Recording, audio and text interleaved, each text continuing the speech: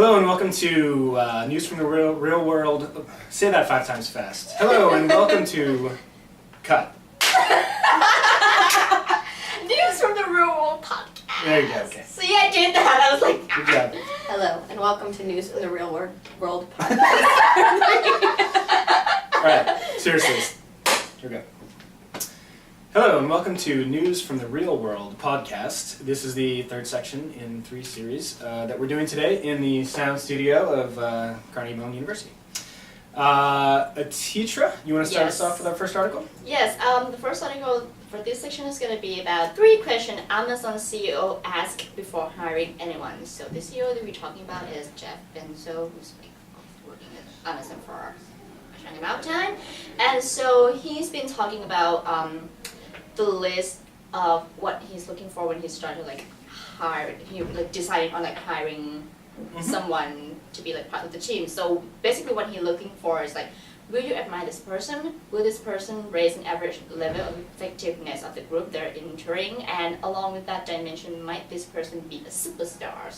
Mm-hmm. So will you admire this person is a really interesting question to have. So these are questions that he's asked his hiring managers to have in mind when they're interviewing people. And will you admire this person? That's one I hadn't specifically thought of. It's a good way to judge. I think along with that would be what does this person know that I don't? Kind of. That's a quality I look for in team players a lot. Is how am I going to be surprised by what this person brings to the table? How do they fill out the team? I think is another way of saying that. Yeah, because that actually I'm not get that for a while.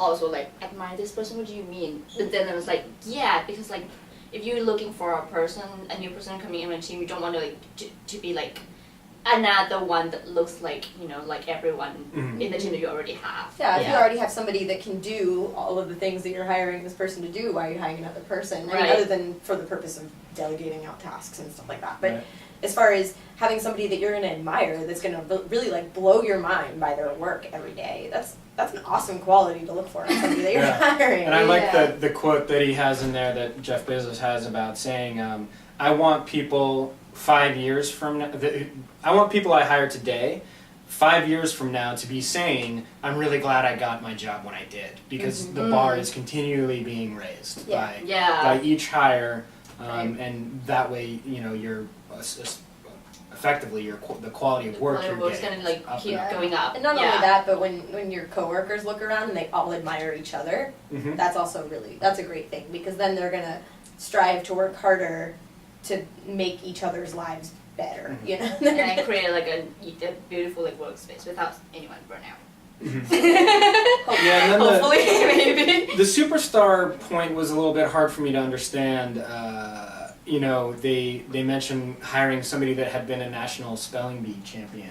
I think the point being looking for some really non-essential quality of a person that makes them different than anybody else in the organization, or makes them spiky rather than well-rounded, which was an interesting concept, metaphor for me. Usually we think of the well-rounded employee, but what he's saying is he wants to see these spikes on people. I think that I actually really like that one, because I find that oftentimes people hire people entirely based on the fact that they've spent their whole lives doing just this thing. And while I understand that means that they're going to put a lot into it, you want to see somebody who's going to go home and be like, I'm going to go play Ultimate Frisbee tonight, because they have a life. I'm much less concerned about their mental state if they go home and do something that isn't just, I really love processing big data. Yeah, it kind of ties back into the burnout conversation. Yeah, we should going back to that kind of conversation. Yeah, there's more to us than what we do. That's for sure. So next we're going to talk about some recent developments in both North Carolina and California vis-a-vis state-based incentives for entertainment industry. They're not exactly the same, but in North Carolina recently there's been a conservative push to roll back some of the tax incentives that were passed in prior years for entertainment industry to come to North Carolina to film television and movies. And what I didn't know is that North Carolina, over the past 30 years since those incentives have been in place, have been the site for over 800 productions of film and television, which is way more than I would have thought. And it's kind of a national backlash, I think, against it's an austerity measure that people are generally for, because everybody thinks we shouldn't be spending as much money in the government. However, I don't know. I think 800 productions over 40 million is the number that they throw out there in this article anyway, out of Variety, for the amount of money that's put into into North Carolina's economy over the past 30 years, which is nothing to shake a stick at. So yeah, that doesn't. I mean, that's nice too for people like us that do, theatrical things. It's nice that there are more places opening up in the world for us to move, which is like a very simple point, but some of us don't want to live in New York City forever or LA. Why not? Sorry, just kidding. But I mean, I think it's nice because places like Durham, North Carolina are becoming a good place, and Durham, North Carolina is a pretty cool place. Right. So it's nice that there's more places for us to go other than just. That's true. Like cities limited in the world. choices, like this place or this place. Yeah. Not that you can't make it work, but. Well, I mean, I'm not sure where this is going to go. If this is going to create a hostile environment in North Carolina to entertainment jobs, but I guess we'll find out. Yeah. Yeah. And in California, not similar, but along the same lines, there's some legislation that's being proposed. What's it called? Some AB 1839. Remember that, ladies and gentlemen. AB 1839. Very important. It's a legislation, it's a bill that is designed to keep, it's actually specifically to levy a tariff against visual effects that are produced outside of California that are used in California products. So like in movies or television or whatever, it's trying to keep the visual effects business side of that entertainment industry in California rather than exporting it to anywhere else, essentially. So my question is, and I tried to find some research on this, but I couldn't. Is tariffing a service something that you can do? You can put a tariff on a car. You can put a tariff on a watch. Yeah.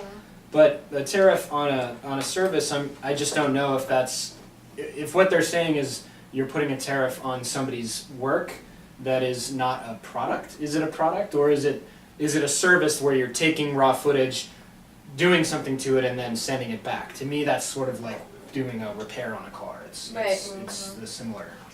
I don't know. That's an interesting question. That's a great question. I'm glad I can. So, do you guys think that that this is a reasonable thing to do to try to limit where production companies can go in order to get their visual effects? I would prefer not, but I don't know. You guys are small government conservatives, I guess. Libertarians. I have different sides of feelings. That's okay. Let's hear them. Let's hear your libertarian concerns. I mean, okay. So on one hand, I think it's maybe I'm misunderstanding. Okay. So on one hand, I think it's great that the places that is going to is limited because that ensures that those people have work. Mm-hmm. On the other hand, I think the people in California. Right. On the other hand, I think it's frustrating. Does California have a right to it? Because No, I don't think California so. is the center of production, could you say that people living in California have a right to that work? I don't think so. I think that's where I get caught up. Is I don't want to limit it to just people that live in California because clearly they moved to California to do this. Mm-hmm. You know, there are people, especially with something that you can send elsewhere to send back to a place. I mean, internet, everybody. Mm-hmm. I think it's unfair to say you have to live in California, you have to be in this place to do this thing. I think it should be I think it should be accepted that global it economy. goes. I think it should be a global economy and a global service. Well, let's hope for your sake it stays that way. Yeah. And you can live wherever you want and do post-production on films. Yes. Okay, last article. That's not cool. So we have a an article about the Met reaching a decision. There have been a lot of problems with the Met and its various unions that work for the Met complaining, and there are artists complaining about the money being spent in general. So basically, AGMA, IATSE, there was another one that I can't remember off the top of my head, but AGMA and IATSE and another union are complaining because of the spending that the Met is doing that gives them a lot of overtime hours. Essentially, that's the idea. I believe, and please somebody correct me if I'm wrong in what I have read. Well, this article is specifically about the second IATSE union that is 764, which is the costumers union in the New York area. Right. Also an IATSE union, but a different local than Local 1 that the Met settled with a few weeks ago. Yeah, I don't, I think this whole thing got a little bit blown out of proportion for me. Union negotiations with an employer are always going to happen. They're always going to, be rife with disagreements. This is a particularly, easy one for the media to glom onto because it's the Met, right? Everybody knows the Met. And, they did have to suspend production for a small, short period of time. But I think I heard in my NPR listening of the event, I think I heard somewhere that a lot of people were still working on the production behind the scenes because they were very sure that there was going to be some everybody sort of knew they were going to settlement, come so to they an didn't agreement. even stop. I mean, you're not going to close, even IATSE is not going to close the Met forever. Right. Not be in their best interest, considering a lot of their members make quite a bit of cash there. That's right. So, I don't know why this was such a big story, really, other than the name recognition. Because if this had happened at some, at some small-time union house in, Wisconsin, I don't think most people would have ever heard about it. I think it was be a big thing, right? I think it was mostly very easy to talk about because of the amount of money that is spent at the Met. It's easy to say, like, at a union house in Wisconsin, to say, oh, we spent an extra couple $1,000s on something, but at the Met it's like $100,000 to $1 million is what it feels like. Yeah, and it's also easy for people who don't like unions to say, oh my gosh, this guy made $400,000 last year. Isn't that awful? Right. Well, I would turn around and say to them, no, that's awesome. I heard an interesting story about this where Gelb, the artistic director of the Met, they were talking about, and this just kind of goes to show like the level of precision involved in making a show at the Met. This is like one of the key elements they were complaining about money-wise, and they were saying, there was a effect going on with a field of poppies, and they were making a whole bunch of flowers for the show, and they were super insistent that it had to be silk flowers. They were like, well, we can make these flowers out of anything. The audience will never know, and it's like, oh, they'll know. We're the Met. We have to use silk flowers, that sort of thing. So right.